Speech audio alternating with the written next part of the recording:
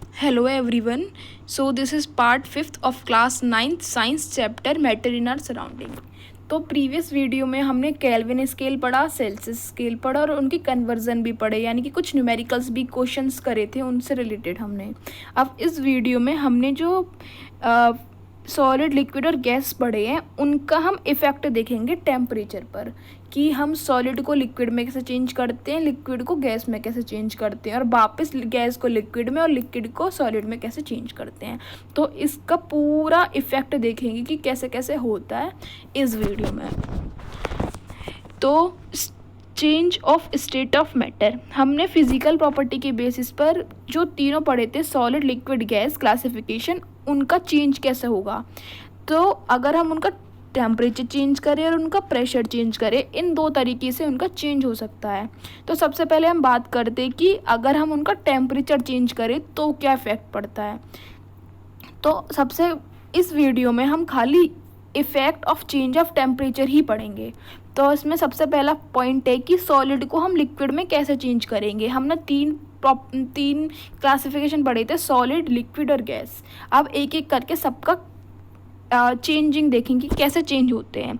अगर हम कोई भी सॉलिड है उसको हम लिक्विड में चेंज कर दें तो वो कैसे होता है, तो उस प्रोसेस को हम बोलते हैं मेल्टिंग। अगर सॉलिड को लिक्विड में चेंज करते हैं तो melting. The change of state of substances into liquid is called melting, उसको हम मेल्टिंग बोलते हैं। जैसे कि मानो एक आइस है, आइस एक सॉलिड है, वो आइस जो है कुछ टाइम बाद वाटर में चेंज हो जाएगी। वो चेंज होने की जो प्रोसेस है उसको हम मेल्टिंग बोलेंगे। जैसे कि प्लास्टिक है, प्लास्टिक को अगर तुम हीट करो तो वो मेल्ट होने लगती है, ठीक है, तो वो प्रोसेस भी क्या हो गई, melting. The change of state, solid state of substance into liquid, अगर कोई भी सॉलिड स्टेट है सब्सटेंस की, उसको हम लिक्विड में चेंज कर रहे हैं तो उस प्रोसेस को हम मेल्टिंग बोलते हैं। अब बात करते हैं मेल्टिंग पॉइंट की। The temperature at which solid melt into become a liquid at the atmospheric pressure is called melting point. Melting point वो पॉइंट होता है जब कोई भी सॉलिड लिक्विड में चेंज हो जाता है। जिस टेम्परेचर पर सॉलिड और लिक्विड चेंज हो जाते हैं सॉलिड से लिक्विड में, उस पॉइंट को बोलते हैं मेल्टिंग पॉइंट। तो जो मेल्टिंग पॉइंट होता है वो हर सब्सटेंसेस का अलग अलग होता है। जैसे कि हमने प्रीवियस वीडियो में पढ़ा था कि आइस का जो मेल्टिंग पॉइंट होता है वो होता है 0 डिग्री सेल्सियस। सेम अब वैक्स का जो मेल्टिंग पॉइंट होता है वो होता है 63 डिग्री सेल्सियस। आयरन का होता है 1535 डिग्री सेल्सियस। तो सबका जो मेल्टिंग पॉइंट होता है वो अलग अलग होता है, सब्सटेंसेस वेरी करता है। तो हमने फर्स्ट पढ़ा कि सॉलिड को हम लिक्विड में कैसे चेंज करते हैं, तो प्रोसेस होती है मेल्टिंग। अब हम बात करते हैं कि लिक्विड को हम गैस में कैसे चेंज करते हैं, तो वो प्रोसेस होती है वेपराइजेशन या बॉइलिंग। उस प्रोसेस को बोलते हैं हम बॉइलिंग। द बॉइलिंग क्या होती है, the process in which liquid substances change into gas. Liquid substance अगर गैस में चेंज हो जाता है तो उसको हम बॉइलिंग बोलते हैं। और वो चेंज कैसे होता है, हीटिंग पर। हीटिंग करें तो अब जैसे माना हमने, जैसे कि हमारे पास पानी है, हमारे पास पहले सॉलिड था आइस, आइस से हमने पानी बन गया थोड़ी देर बाद मेल्ट होकर। अगर हम उस पानी को अगर हम हीट करें, जिस पॉइंट पर वो लिक्विफाइड वो एक गैस की फॉर्म में चेंज होने लगे, जैसे कि हम पानी को बॉईल करते हैं तो ऊपर भाप आने लगती है ना, तो वो गैस में चेंज होने लगता है धीरे धीरे। तो वो पॉइंट जिस पर वो चेंज होने लगे उसी पॉइंट को हम बॉइलिंग बोलते हैं। तो हमने प्रीवियस वीडियो में पढ़ा था कि वाटर का जो बॉइलिंग पॉइंट होता है वो होता है 100 डिग्री सेल्सियस। तो ऐसे ही सब्सटेंस टू सब्सटेंसेस वेरी करते हैं बॉइलिंग पॉइंट। तो अल्कोहल का होता है 78 डिग्री सेल्सियस, मरकरी का होता है 357 डिग्री सेल्सियस। ये कुछ बॉइलिंग पॉइंट दे दिए मैंने सब्सटेंसेस के, इनको याद कर लेना। अब हम बात करते हैं कि गैस टू लिक्विड चेंज। अब हमने पढ़ लिया कि सॉलिड से लिक्विड, आइस से हमने वाटर बना लिया, वाटर से हमने वाटर पेपर बना ली। अब जो गैस बन रही है वो लिक्विड में वापस कैसे चेंज हो जाए, तो उस प्रोसेस को बोलते हैं हम कंडेंसेशन, ठीक है। The process of changing of a gas to a liquid is called cooling, इसको by cooling is called condensation. यानी कि अगर कोई भी गैस लिक्विड में चेंज हो जाए कूलिंग के बाद तो उसको हम कंडेंसेशन कहते हैं। जैसे कि अगर आप वाटर को बॉईल कर रहे हो, ठीक है, तो अगर आपने पानी गर्म करने के लिए रखा और उसके ऊपर हमने प्लेट ढक दी, तो कुछ टाइम बाद उस प्लेट को हटाकर देखोगे ना, तो उस पर कुछ वाटर वेपर्स नज़र आएंगे उस प्लेट पर। वो ठंडा होने के बाद नज़र आएंगी उस प्लेट पर। तो इसका मतलब क्या है कि जो गैस है वो वापस पानी में चेंज होने लगी, यानी कि जब गैस चेंज होने लगे लिक्विड में, तो उस प्रोसेस को हम बोलते हैं कंडेंसेशन। ठीक है, तो ये हो गई थर्ड प्रोसेस। अब फोर्थ हम बात करते हैं लिक्विड टू सॉलिड चेंज। अगर कोई लिक्विड चीज़ है, जैसे कि वो पानी था, पानी आ गया वो प्लेट के ऊपर, अगर वो सॉलिड में कैसे चेंज हो, तो वो चेंज हो सकता है फ्रीजिंग से।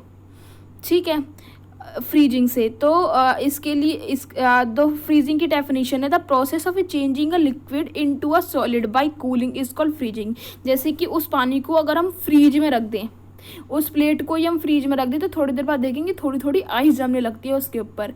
या अगर हम एक भगोने में पानी भर कर रख दें और उसके को हम फ्रीजर में रख दें, तो वो पानी जो होता है वो आइस में चेंज हो जाता है। यानी कि जब कोई भी लिक्विड एक सॉलिड चीज़ में चेंज हो जाता है तो कूलिंग से, तो उसको हम फ्रीजिंग बोलते हैं। तो ये हमारा हो गया फोर्थ प्रोसेस।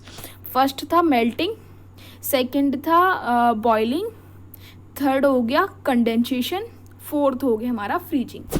अब हमने जो सॉलिड, लिक्विड और गैस था, इन तीनों को हमने आपस में कन्वर्ट कर लिया और इसका टेम्परेचर पर इफ़ेक्ट देख लिया इस वीडियो में। अब हम इसकी एक एक्टिविटी करते कि जो हमने टेम्परेचर निकाला वो कैसे निकाला। हमने क्या करा, एक बर्नर लिया। ये सब चीज़ें लैब में होती हैं, सारे equipment, burner, beaker, glass stirrer, iron stand, thermometer और ये बीकर। एक हमने बीकर लिया, उसमें हमने आइस रख दी, बहुत सारी आइस रख दी। ठीक है, नीचे हमने बर्नर से जला दिया, उसे हम हीट कर रहे हैं। एक ग्लास स्टिरर से हम उसे मिक्सिंग करेंगे, मतलब घुमाते रहेंगे उसे। और एक लगा दिया हमने थर्मामीटर आयरन स्टैंड से। तो थर्मामीटर से हम ये देखेंगे कि जो आइस है वो कौन से पॉइंट पर पानी में चेंज होने लग रही है। ठीक है, ऐसे ही हम दूसरा एक्सपेरिमेंट करेंगे कि एक में हम खाली पानी लेंगे, हम ये देखेंगे कि पानी से वाटर वेपर कब बन रही है। ये आप अपने किचन में भी कर सकते हो आपकी मदर की हेल्प से, तो ये प्रोसेस हो सकती है। जैसे कि conversion of ice to water, और बी में था कि वाटर से वाटर वेपर कैसे बन रहा है। ठीक है, तो जो मैंने बताया ये सारा इसमें लिख रहा है कि start heating the beaker on low flame, note the temperature when the ice start melt and note the temperature when all the ice has converted into water.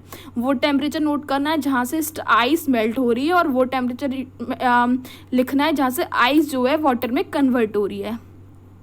और एक वो भी लिखना है कि वाटर से वाटर वेपर कब बन रहा है। तो इनका जो टेम्परेचर होगा मैंने बता दिया कि आइस जो होती है, आइस 0 डिग्री सेल्सियस पर मेल्ट होती है, और वाटर जो होता है 100 डिग्री सेल्सियस पर वाटर वेपर में चेंज होने लगता है। ये मैंने पहले ही बता दिया इसका आंसर। तो हमने इस वीडियो में क्या पढ़ा, हम वो रिवाइज करते हैं कि सॉलिड स्टेट को हम लिक्विड स्टेट पे कैसे चेंज कर सकते हैं, बाई मेल्टिंग।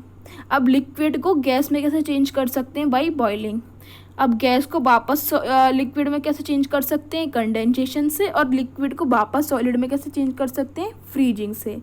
यानी कि पानी को अगर मेल्ट कर, आइस को मेल्ट कर दिया तो लिक्विड बन गया।